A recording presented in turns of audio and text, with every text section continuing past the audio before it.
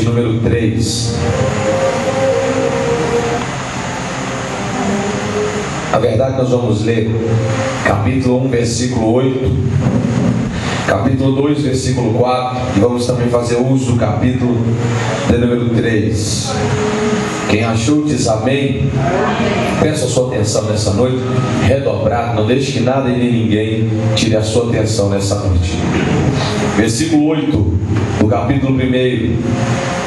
Mas recebereis a virtude do Espírito Santo, que há de vir sobre vós, e ser-me-eis testemunhas, tanto em Jerusalém, como em toda a Judéia e Samaria, e até aos confins da terra. Capítulo 2, versículo 4. E todos foram cheios do Espírito Santo e começaram a falar em outras línguas, conforme o Espírito lhes concedia que falasse. Capítulo 3. E Pedro e João subiam junto ao templo, a hora da oração, a nona, e era trazido um varão, que desde o ventre de sua mãe era coxo, o qual todos os dias punham à porta do templo chamada Formosa, para pedir esmola aos que entravam.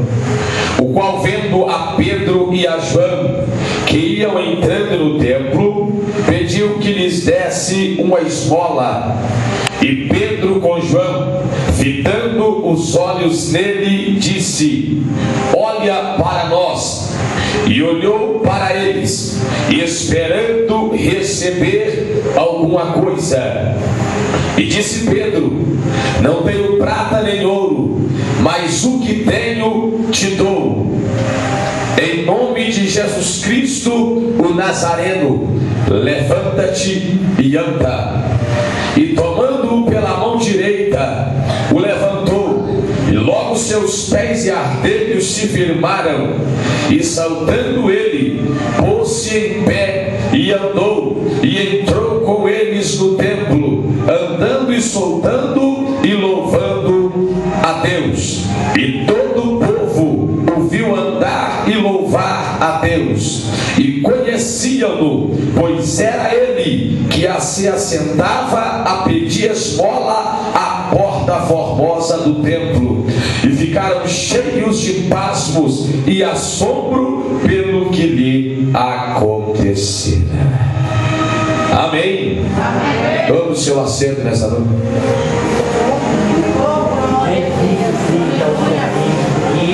Tome o seu assento, curve a sua cabeça onde você está aí. Vamos pedir a Deus que por misericórdia revele a sua palavra, porque nós não somos nada. Senhor Deus e Pai, Pai de nosso Senhor e Salvador Jesus, dá-nos a revelação do Teu Espírito Santo, mediante a Tua santa, sacra palavra nessa noite. Fale com a Tua igreja, segundo aquilo que cada um dos Seus filhos necessitam ouvir, em nome de Jesus. Amém. Quantos podem dizer glória a Deus? Quantos podem dizer aleluia? Irmãos, preste atenção.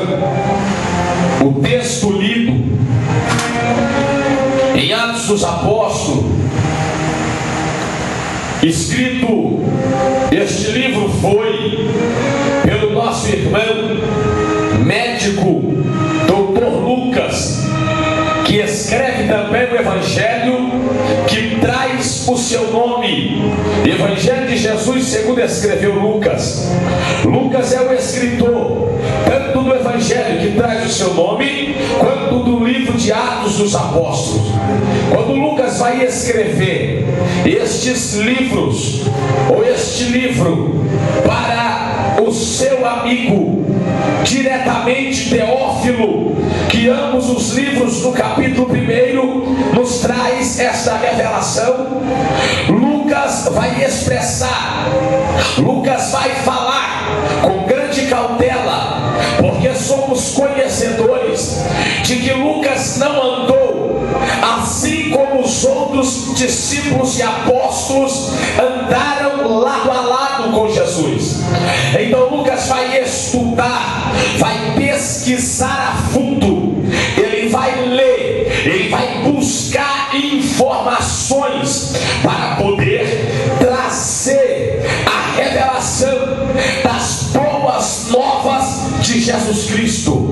E aqui em Atos dos Apóstolos, o que é um ato?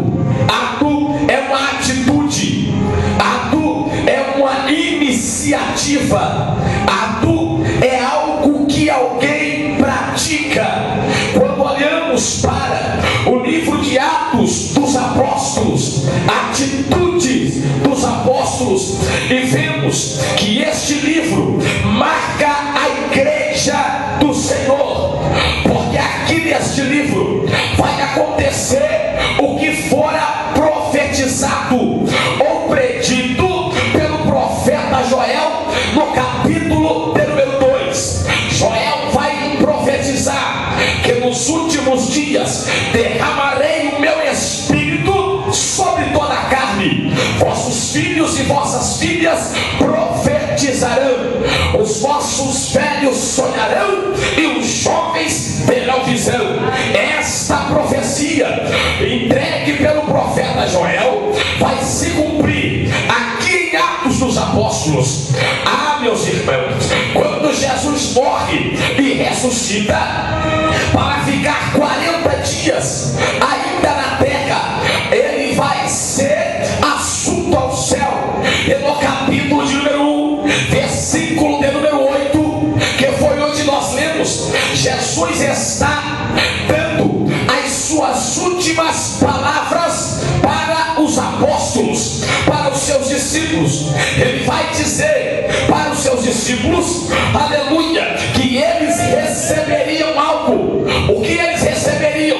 Eles receberiam virtude. Quem sabe a sua tradução não vai estar virtude, mas vai estar poder, que é o mesmo significado.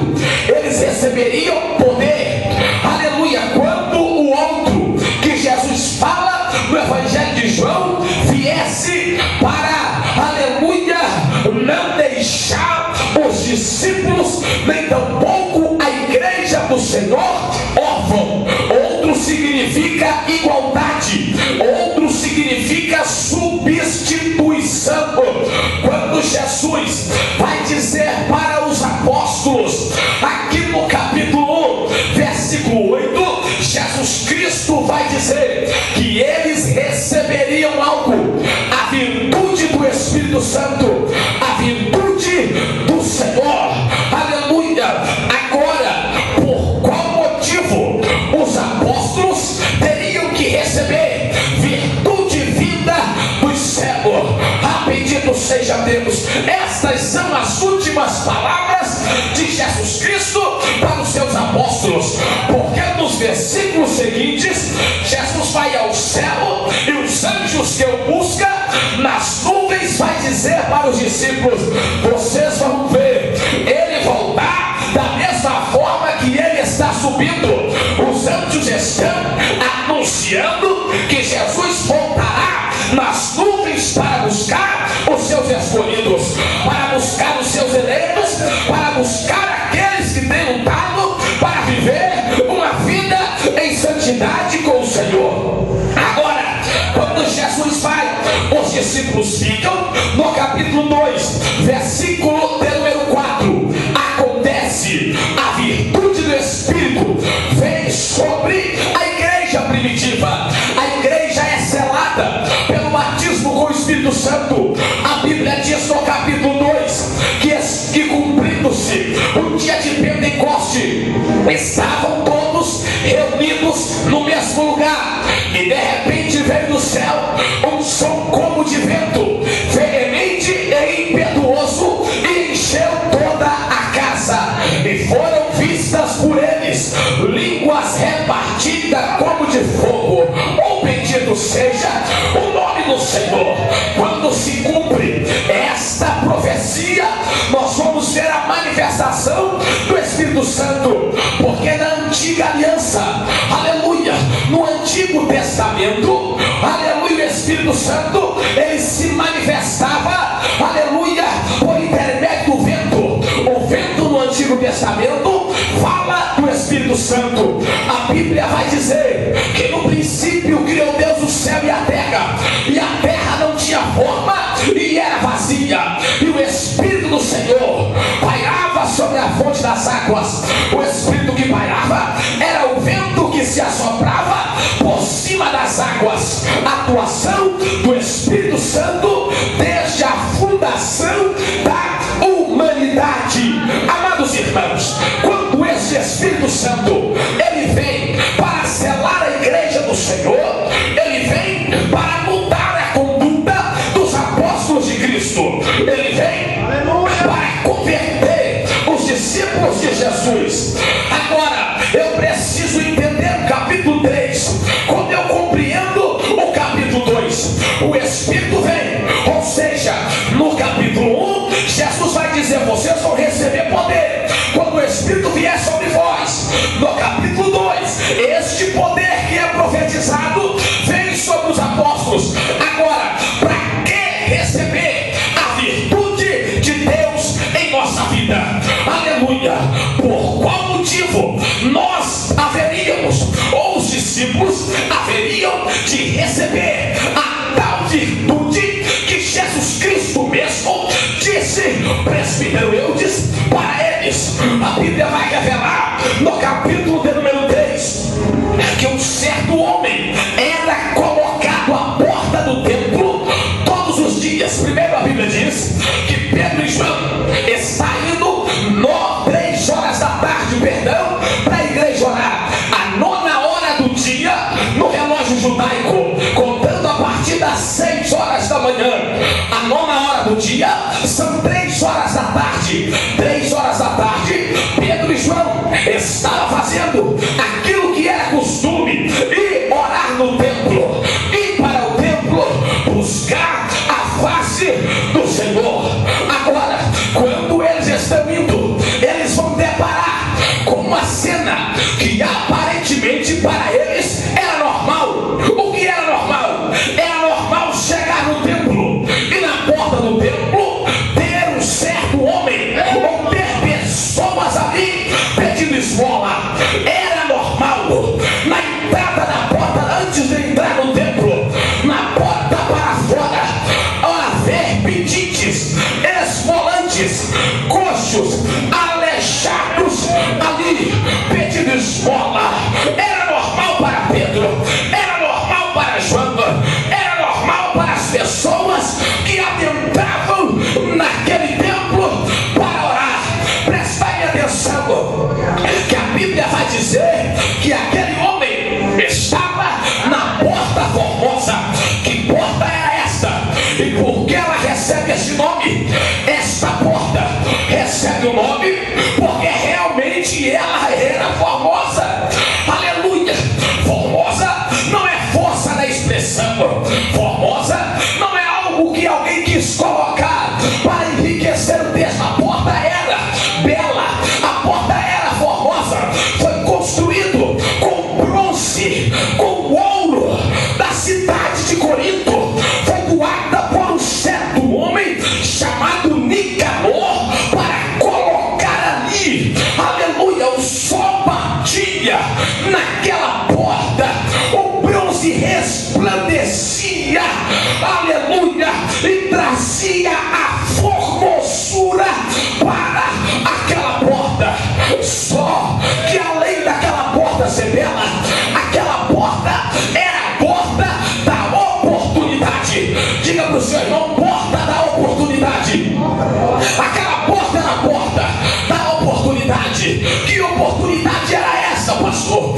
Oportunidade para os necessitados, oportunidade para os pedintes, oportunidade para os miseráveis, oportunidade para quem não aguentava trabalhar e precisava sobreviver, aleluia, de esmola, porque era a porta da oportunidade. Porque os esmolantes, assim como aquele coxo foi colocado ali, eu preciso que você entenda que coxo é diferente de paralítico. Aquele homem não era paralítico, aquele homem era coxo. A Bíblia fala que ele era coxo. E que diferença é esta, pastor? Coxo, no dicionário, vai dizer que é aquele que cocheia.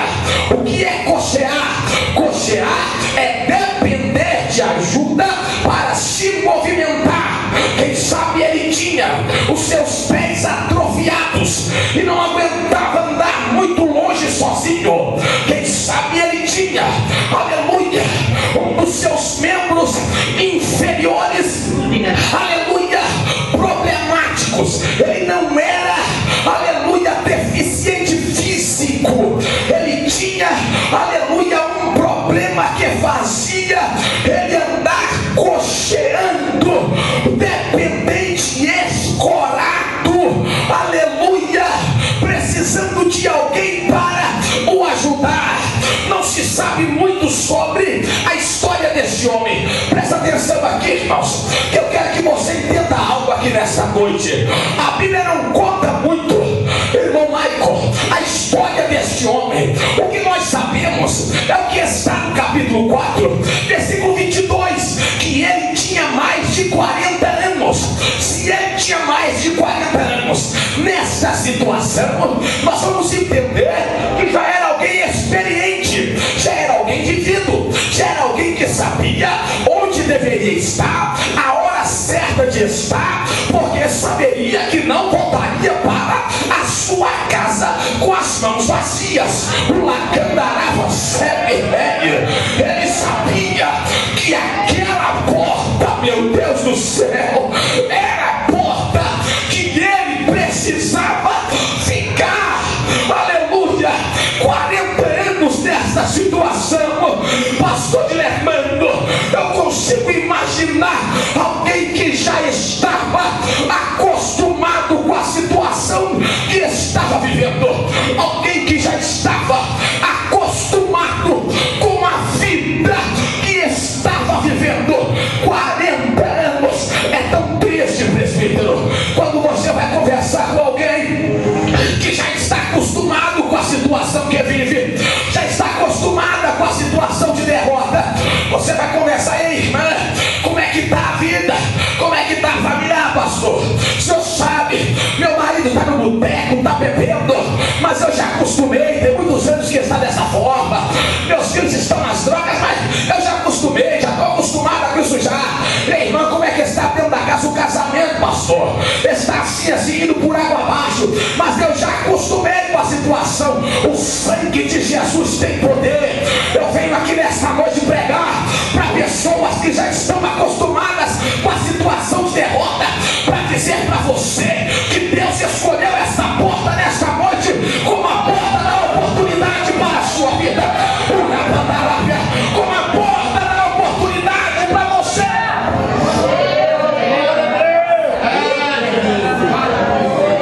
Ei, pastor, estou acostumado já estou acostumada. Em nome de Jesus Cristo, Deus vai mudar a sua história. Deus vai mudar a sua história em nome de Jesus. Levante a mão, levante a mão, levante a mão. Só você que acredita, é só para quem acredita, meu filho. Se não acredita, eu não posso fazer nada por você. Mas se você acredita, Deus vai mudar a sua história. Essa situação que você estava acostumada, ela vai cair por terra, porque tem mudança de Deus aqui nesta porta da oportunidade.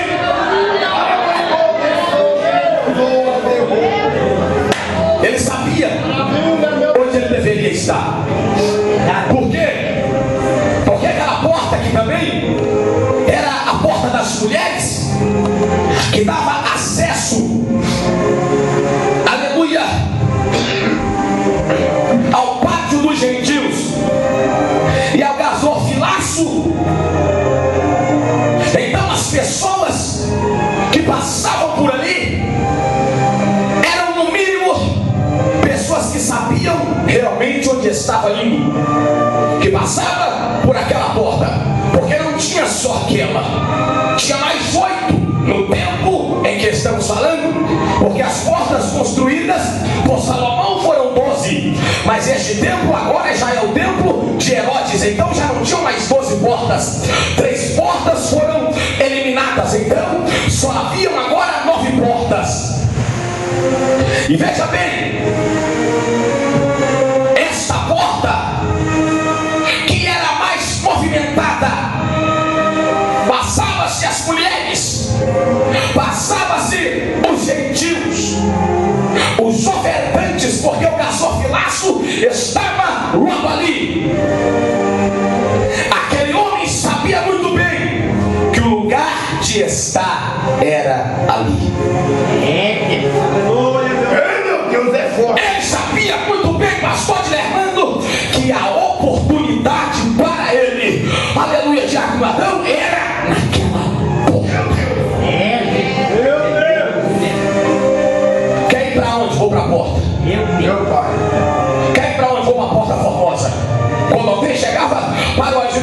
você está indo, meu filho? Estou indo para a Porta Formosa.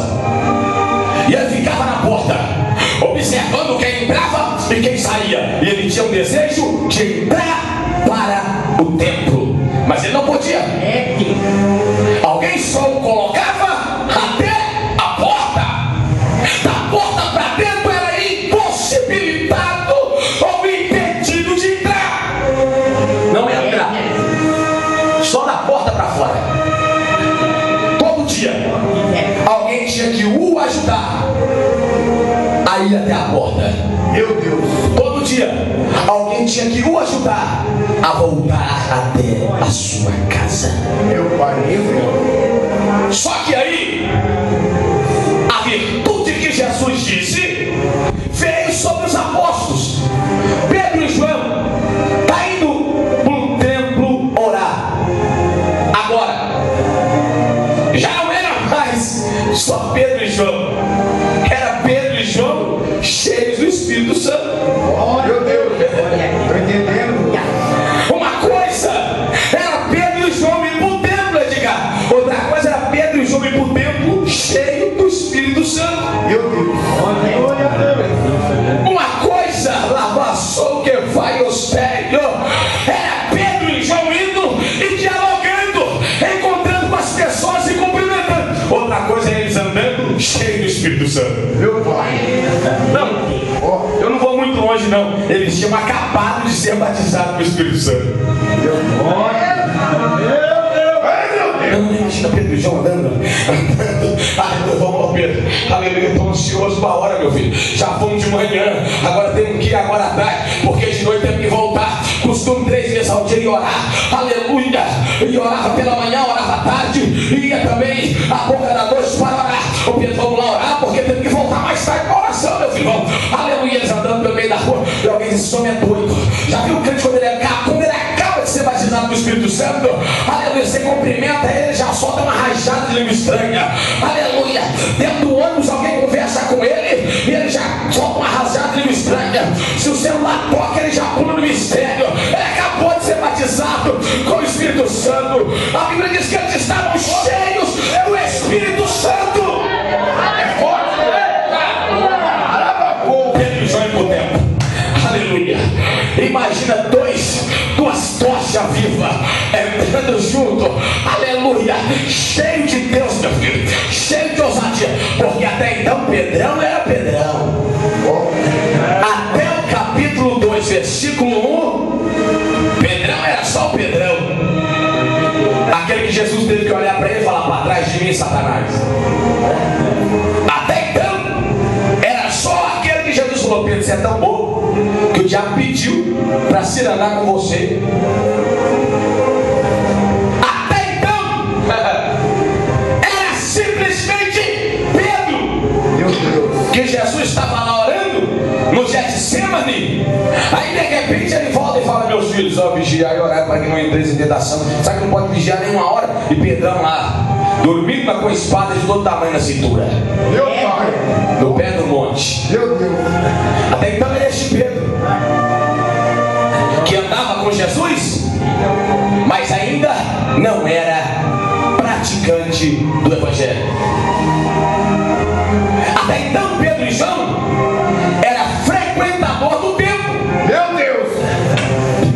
Até então Pedro e João tinham o costume de ir para o templo. Meu pai. Vamos para o templo, João? Vamos. É mais um dia de oração. Não. Até então era isso. Mas a partir daquele dia eles não eram mais frequentadores apenas do templo. Eles eram participantes do templo. Meu Deus.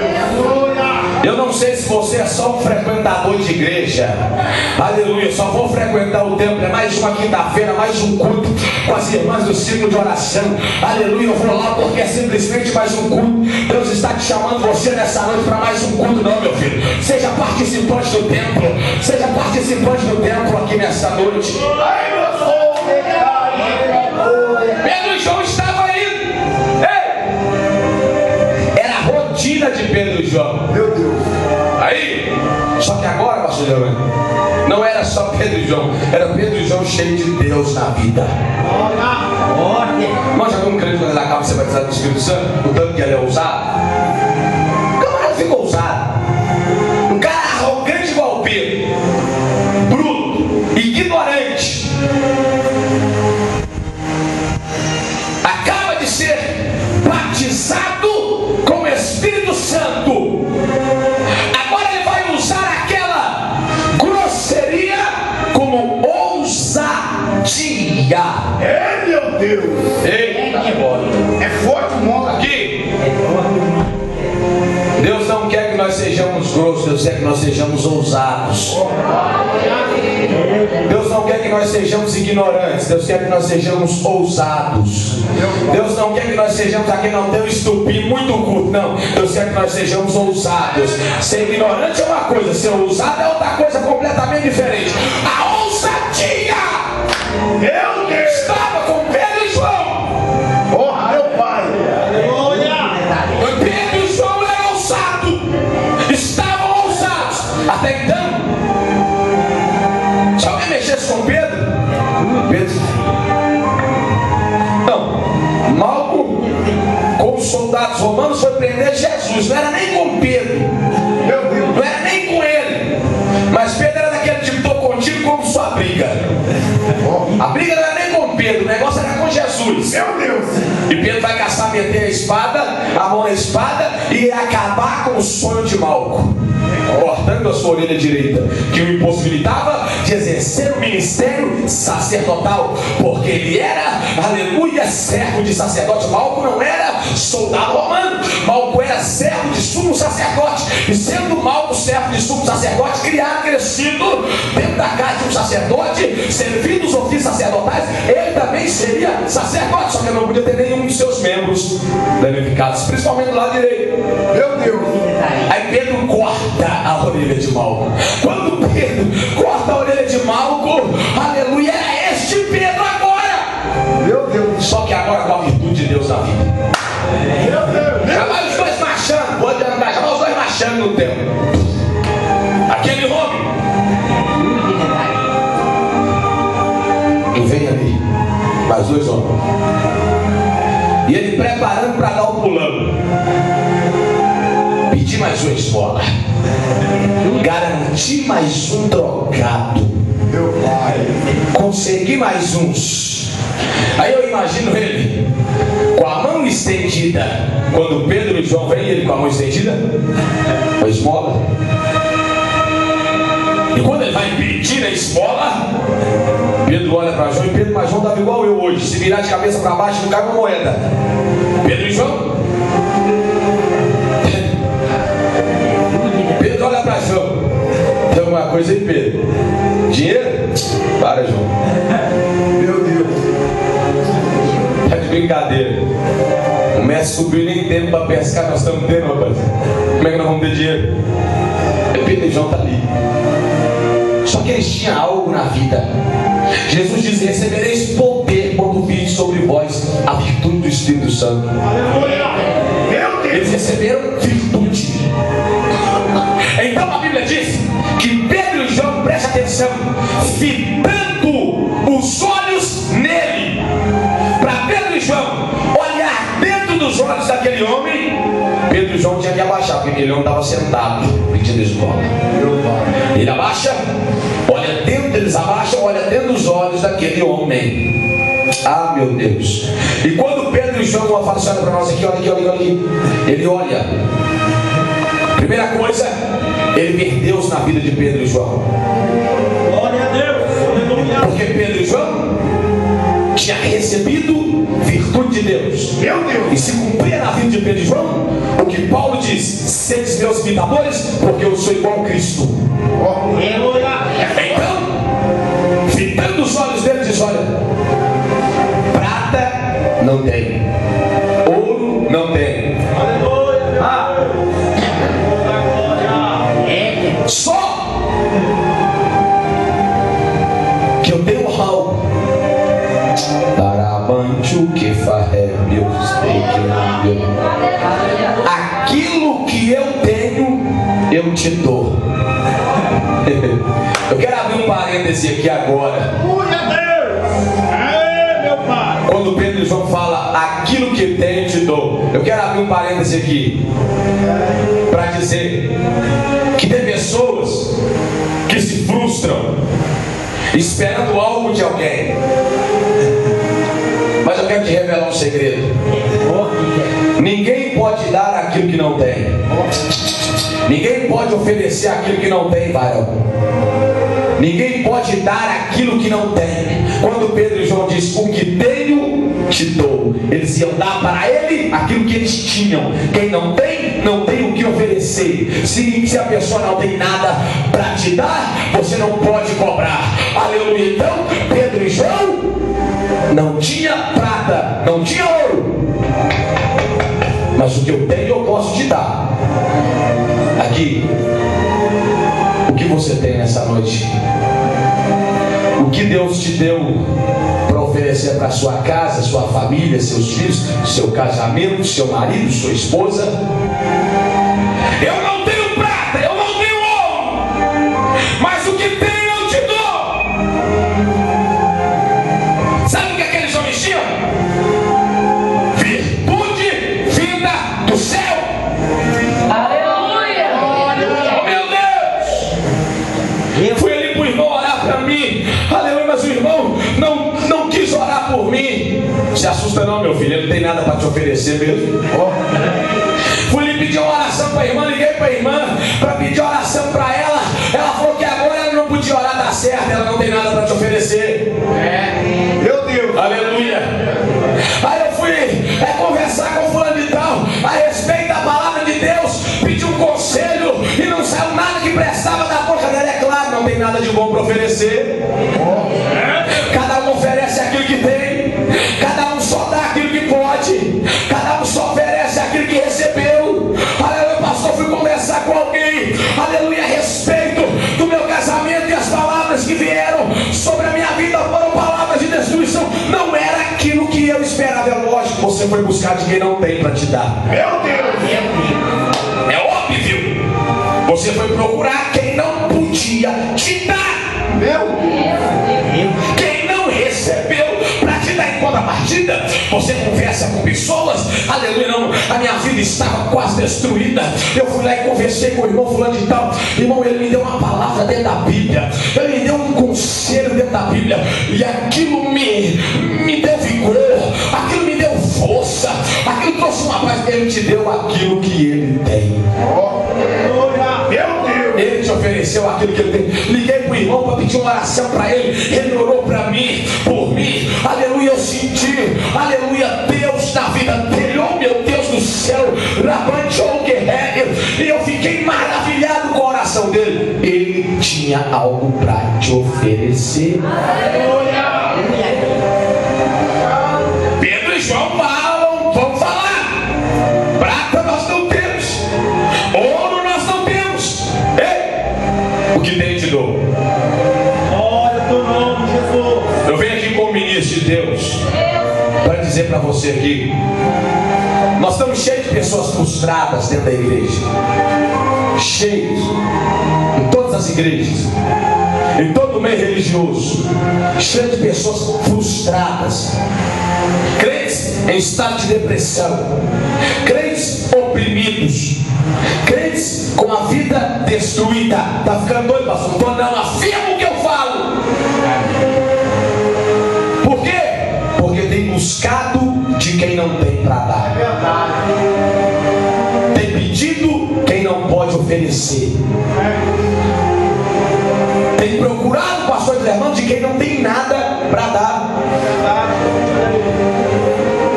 Aqui, aquele homem pedindo esmola para Pedro e João, eu vou entender algumas coisas aqui. Primeiro, ali era costume de Pedro e João ir para o templo orar. Se ele pediu esmola para Pedro e João, é porque nas oportunidades anteriores Pedro e João deu esmola para eles. Esmola para ele. Porque se todo dia Pedro e João passassem ali e não desse esmola, ele ia pedir mais uma vez, não ia. Então Pedro oferece virtude, ele recebe virtude e é curado. Só que quando ele é curado, ele vai para dentro do templo. Tem pessoas que vêm, buscam, recebem a virtude, recebem o poder, recebem o milagre, mas só fica da porta para fora do templo. não é participante do tempo, não comunga com o tempo, não tem comunhão com o tempo, não adora no tempo, só passa na porta do templo uma vez ou outra, já recebeu o milagre no tempo, então não precisa mais do tempo. Aleluia. Quando aquele homem recebe o milagre, ele vai para dentro do templo, porque por enquanto ele só ficava do lado de fora. O seu problema o impossibilitava de entrar. Ele queria, mas não podia. Ele queria estar lá dentro, mas não podia. Ele queria adorar, mas não podia. Ele queria cultuar lá dentro, mas não podia. Ele queria, mas não podia. Ele queria que a vida dele fosse mudada, mas não era. Ele queria que a situação fosse outra, pastor Guilherme, mas não era. Ele tinha que viver com aquela realidade. Eu prego para pessoas aqui, presta atenção, que queria que a história da sua vida fosse outra, mas não é. Eu prego para pessoas aqui que queria que a história do seu casamento fosse diferente, mas não é. Eu prego para pessoas aqui que queria que a história da sua família fosse mudada, mas não é. Pessoas que queriam que o seu ministério fosse diferente, mas não é. Aí sabe o que Satanás faz? Fala assim com você: não, aprende a conviver com essa situação.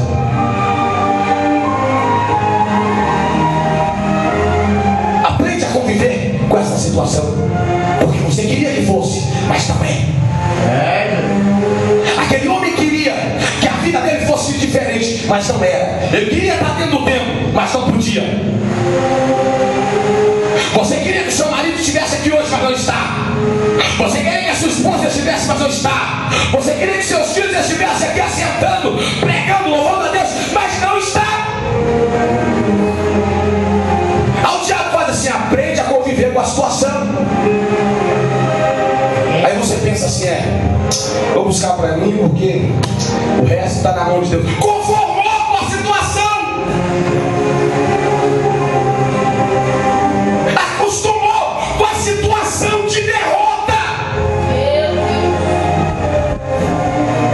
Eu não sei o que você veio ouvir aqui nesta noite. Eu não vim pregar aquilo que você veio ouvir. Eu vim aqui para dizer para você, minha filha.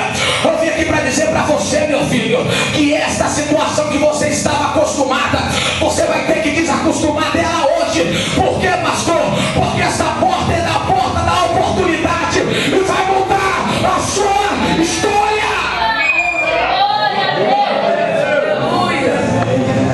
Estava acostumada com a situação? Pode se acostumar, porque hoje é o dia que Deus vai mudar a sua vida. Estava acostumada com a situação? Pode se acostumar, porque hoje é o dia que Deus vai mudar a sua Daracandalábia história, a sua situação.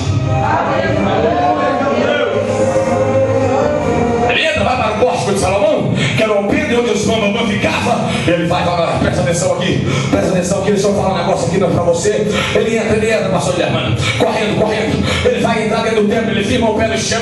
Agora ele pode andar sem auxílio de alguém. Ele vai correr, vai entrar para dentro do templo correndo. Seus nervos, seus tendões, as suas pernas tinham voltado para o lugar. Deus tinha feito um milagre na vida dele. Então ele vai correr, entrar para dentro do templo alegre, feliz. De repente alguém vai olhar e vai dizer assim: parece com ele, parece com aquele que estava no templo. Está vendo aquele lá, está vendo? Parece com aquele moço que ficava sentado na... Parece com ele, aleluia. Aí alguém fala: rapaz, mas não é verdade, ele parece mesmo? Aí outro vai lá e fala: não parece não, acho que ele... Mas não pode ser, porque quando nós entramos, ele era aleijado, aleluia. E agora ele está andando, aleluia. Deixa eu dizer para você, meu filho, o milagre que Deus vai fazer na sua vida é tão grande que nem quem está acostumado a te ver nessa situação não vai acreditar que é você, aleluia. O milagre que Deus vai fazer na sua casa, aleluia, no seu ministério, Piracandarábia, na sua família, é tão grande que nem quem está acostumado a te ver na situação de derrota vai acreditar que é você.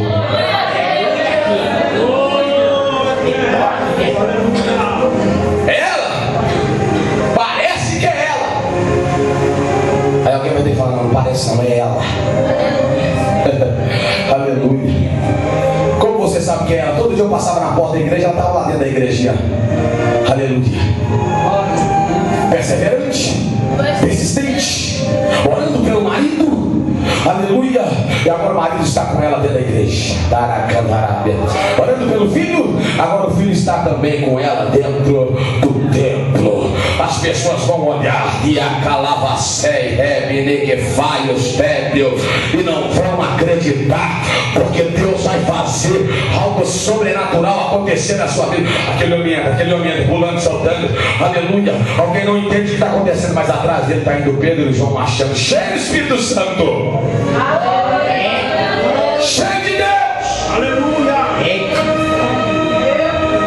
A Bíblia diz que os que estavam acostumados a ver aquele homem naquela situação ficaram maravilhados com o que tinha acontecido aqui.